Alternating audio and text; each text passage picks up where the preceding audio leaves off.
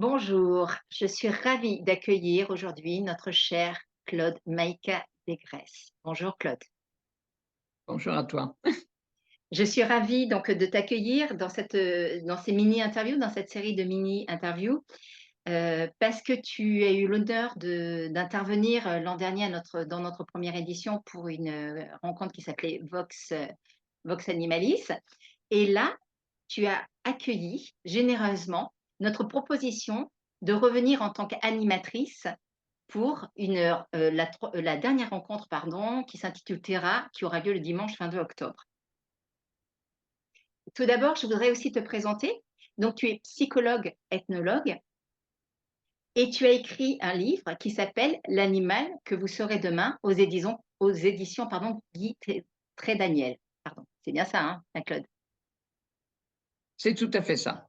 OK, super. Alors, pareil dans le principe de ces questions, c'est vraiment des questions que, voilà, que je propose spontanément et du coup, la première question que je voulais te poser, ma chère Claude, c'était, tout simplement, est-ce que tu connaissais l'étoile de Merkaba avant de venir en tant qu'intervenante à la première édition? C'est malin, c'est une colle? Non, écoute, sincèrement, non. Et comme effectivement, c'est un ami qui avait lu mon livre et qui était passionné de spiritualité qui m'en a parlé, donc c'est ce qui a fait le lien avec vous. Et puis je me suis dit, Merkaba, Merkaba, qu'est-ce que c'est? Donc j'ai regardé Google, comme tout le monde, et j'ai vu que c'était plutôt une espèce de char divin hébraïque, etc. Je me suis dit: «Bon, c'est hébraïque, pourquoi pas?» Et puis, mais avec un peu, comment te dire? Heu, Ce qui m'a plu dans cette réunion et dans la suite de nos conversations, c'est que ça n'était pas que hébraïque. C'est-à-dire, j'ai un côté très curieux, hein, je suis pas ethnologue par hasard, j'ai un côté très curieux, j'aime pas être enfermé dans une case ou dans une théorie. Quand j'étais plus jeune en psychanalyse, on me disait: «Est-ce que vous êtes, Freud, Lacan ou Jung?» Et je disais: «Vous m'embêtez, moi je suis les 3 à la fois parce que je prends ce qui m'intéresse, chez l'un chez l'autre». Donc là, ce qui m'a beaucoup plu dans votre organisation, c'est justement ce chaos des savoirs. C'est-à-dire que c'est aussi bien hébraïque que catholique, que bouddhiste, que islamiste, et là, je trouve qu'il y a une ouverture d'esprit qui me correspond. Donc, que j'ai vérifié sur place, où effectivement j'ai rencontré des gens assez étonnants, qui justifient, à part toi, le fait que je revienne, parce que je pense que c'est un lieu où on rencontre des éclairages différents, et c'est ce qui me convient. Donc moi j'ai gardé bon souvenir de Philippe Bobola. L'autre animal, ça c'est moi qui dis ça, hein, le Michel Tao Chang, qui est un bouddhiste qui raconte des histoires insensées. Bon, comme moi j'étais animaliste aussi la dernière fois, j'avais rencontré Peggy Reboul qui fait de la communication animale. Là, je sais qu'elle n'est pas là cette année. Bon, mais il y en a que je connais. Puis, ce qui m'intéresse, ce sont les nouveaux, à vrai dire, Mmh, mmh. et aussi les que je vais animer, ce qui est le plus passionnant.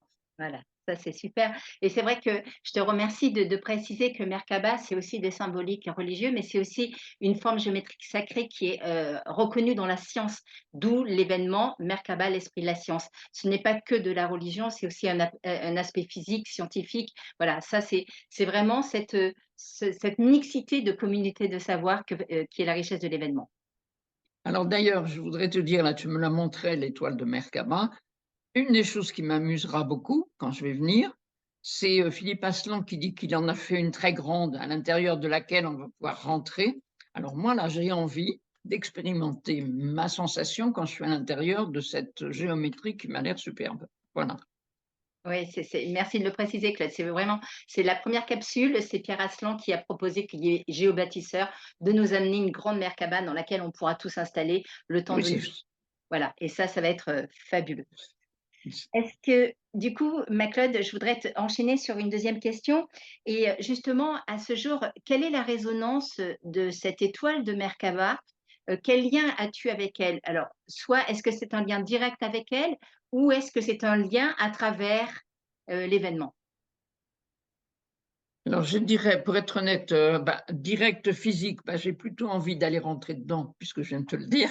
Mmh. Mais dans ma vie courante, je n'ai pas une relation directe physique. Par contre, je reste très connectée avec l'esprit de Merkabah, c'est-à-dire effectivement cette curiosité ou cette possibilité d'accéder à des savoirs différents, que ce soit par exemple Bobola qui a fait l'unité du savoir, que ce soit un autre qui fait quelque chose dans une dimension différente. C'est ça qui m'intéresse.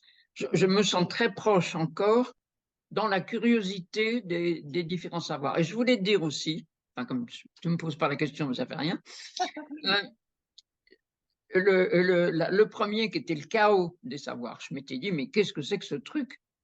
En plus, ça s'appelle un chaos. Alors, je trouvais ça assez gonflé. Et donc, c'est effectivement, j'ai un peu cherché à comprendre. Et là, j'ai la chance par rapport à ceux qui ne sont pas venus la première fois, c'est-à-dire que ça me va bien de passer de chaos à résonance. Mmh. Parce que résonance, ça y est, ça. Après le chaos un peu bousculé, la résonance, ça s'harmonise. Et effectivement, le thème de l'étoile, elle est harmonieuse. Donc, ça me plaît bien le titre, la résonance des savoirs. J'en suis plutôt là, et c'est plutôt ça que je vais venir chercher. Bah, super, super ma Claude. Bah, écoute, comme, c'est l'intitulé de mini interview, donc on va s'arrêter ici. Et Oui, je te remercie beaucoup pour cet échange et sachant que toujours merci à toi. merci et sachant que dans la description de chaque vidéo, je mets toutes tes coordonnées ma Claude pour que les gens puissent justement venir, te rencontrer, découvrir ton livre et comme ça, qu'il y ait la chance aussi de venir te rencontrer en direct à l'événement. Voilà, on peut puisqu'on attend, avec, grande joie, beaucoup de personnes. Donc voilà, c'est le plaisir qu'ils puissent aussi partager avec toi. Mais Merci. c'est ça qui est intéressant, c'est dans la rencontre des personnes. Je vais te dire un truc idiot, mais par exemple, j'ai rencontré ta mère. Bon, c'est un hasard, mais elle en est encore ébahie d'avoir enfanté un phénomène comme toi. Mais j'ai trouvé ça très sympa de discuter avec elle. Voilà, c'est tout. Bon, et c'est dans la rencontre justement que moi je viens là-bas. C'est pour qu'on puisse se parler, échanger et avoir des envies ou des réactions communes. Complètement et c'est je te remercie pour, ma charmante maman et c'est vrai que l'avantage de cet événement, c'est que ça soit intervenant ou auditoire qui est participatif, l'auditoire, tout le monde, mange ensemble le midi, passe la journée ensemble de chaque jour de rencontre et ça, c'est très important pour nous dans la philosophie de Merkabah, c'est qu'il y a pas de scission, il y a pas d'un côté les intervenants, d'un côté l'auditoire. Non, non, c'est vraiment l'objectif de tous nous rassembler, de tous partager tous ensemble et d'échanger. Voilà, on va Oui, et c'est vrai que vous avez des systèmes de table où on peut être ensemble, et moi, ça me va très bien. voilà, C'est super. pas le Club Med, mais c'est beaucoup mieux. Ah oui, c'est beaucoup mieux, ouais, je te l'accorde. Je te remercie, ma Claude, et je te dis à très, très vite. Merci à toi d'avoir accepté cette mini interview. Merci, ma Claude. Eh bien, c'est une façon de communiquer, ça commence avec d'autres. Mmh. À Au bientôt. au revoir. Bye.